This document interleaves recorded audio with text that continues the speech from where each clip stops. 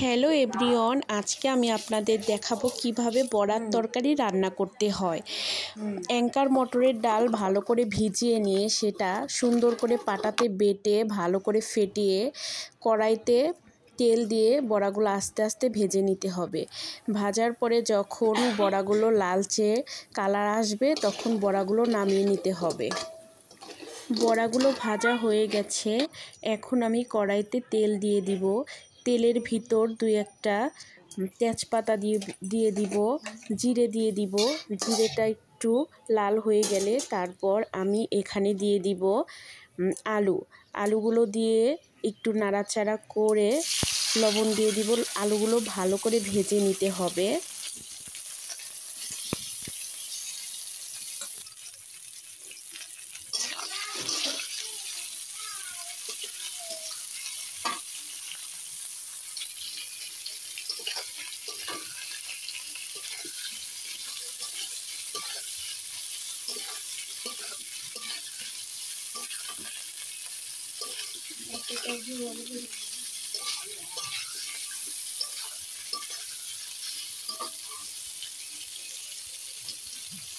আলুগুলো ভালো করে ভাজা হয়ে গেছে। এটা হলো সেদ্ধ আলু।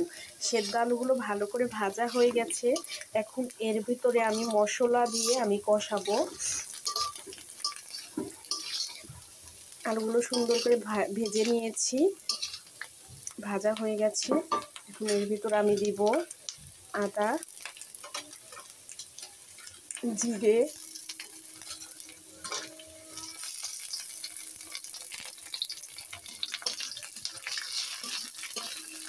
হলুদ গুঁড়ো,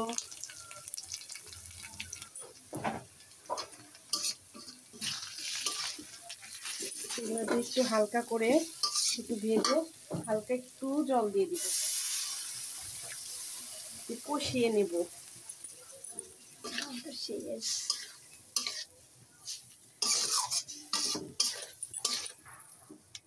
মশলাগুলো দিয়ে একটু কিছুক্ষণ কষিয়ে নেব, তারপরে ঝোল দিয়ে দিব। লবণটা দিতে ভুলে গিয়েছি, একটু লবণও দিয়ে দিলাম। সুন্দর করে কষাবো।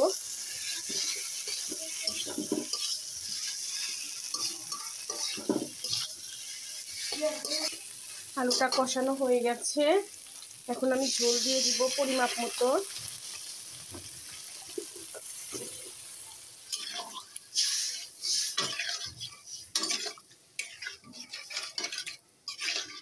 ঝোল দিয়ে দিলাম। এরপরে ঝোলটা একটু বলক উঠলে তারপরে এই বড়াগুলো দিয়ে দিব।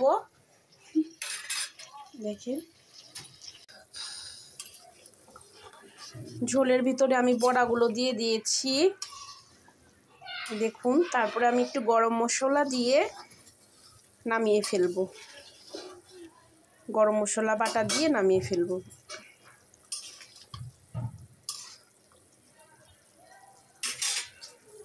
এখানে আছে